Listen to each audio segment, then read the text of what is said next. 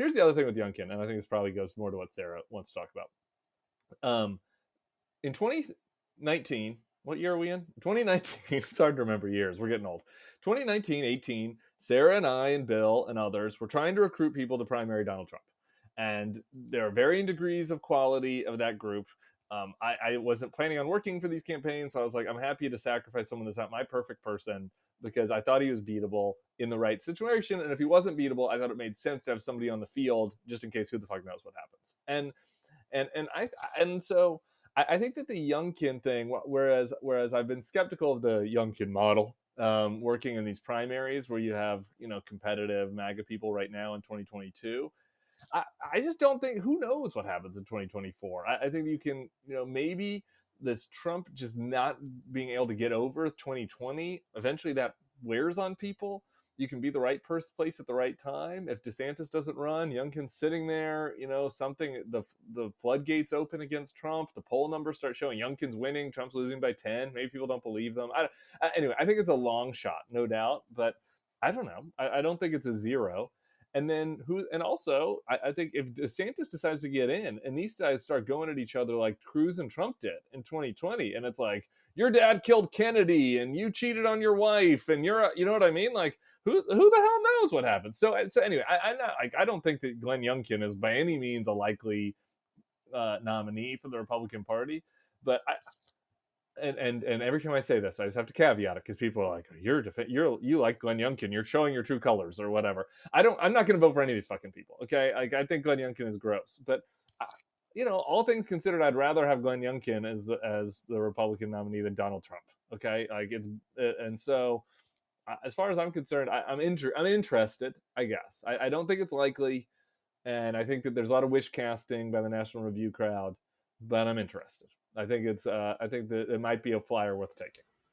Sarah? So I agree with that last part. And that is sort of where I was going, where I think that Youngkin, what I keep trying to think about for 24 is I imagine these guys on stage, right? I imagine, because everything about 24 is math. It's a math about who's in and who gets what piece of the pie. So, right. So if you're gonna argue, Sarah's saying it's a math about is the most perfectly, Sarah. They had to make a math. I didn't course say for a me math. I said you it's said, math. You said it's a math about. I love it.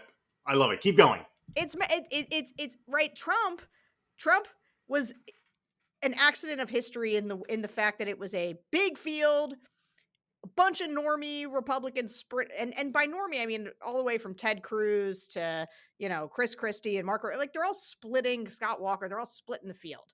Jeb Bush, sorry, not to forget about him. And Trump's over there with his plurality in the burn it all down lane. It wasn't that there was a majority for Trump, and so I think it's very difficult to predict. Pretty strong plurality. The plurality got stronger. Yeah, well, if you're getting 30% and the rest of the field splitting up to 60%, and then he grew, right, as time went on, and it became more clear that he was the likely nominee. And you were whittling down the field. But anyway, which is why I don't understand why, in New Hampshire, you still had Marco Rubio and Chris Christie trying to kill each other. In any event, when you think about, I'm just going to agree on the Dobbs point. Like, what is Donald Trump's position on abortion, do you think? He's for it for his mistresses when they get knocked up. But they're going to all get asked this question. Where do you stand?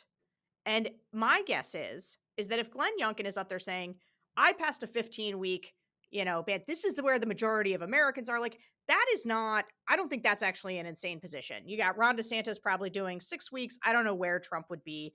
But I think it is a tenable position for a Republican nominee. I also think Glenn Youngkin is where there was a little boomlet, and it's because people see DeSantis happening. And there is a section of the party right now that thinks that there's a question of is DeSantis the fusion candidate? Is he the fusion candidate between the normies and Trump?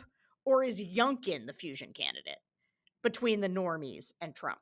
And I think it depends on where you are on your particular spectrum. But there's a lot of people who would rather see Youngkin be the fusion candidate than they would see DeSantis be the fusion candidate, right? Like this is the Youngkin boomlet is trying to head off the DeSantis boomlet.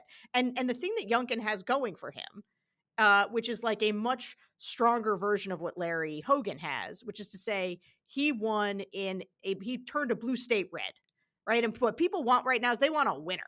They want a winner. And this is what DeSantis and Youngkin would have over Trump. We won. We won our races because people have right. Oh, I know Trump will say what? Yeah, for the people who are Sure. not convinced Trump won. But this is where I think this is why getting around Trump is still really hard. Is however many of these guys you put in the field, Donald Trump still has, if not an outright majority hold, still a large plurality hold, with the rest of them splitting things up.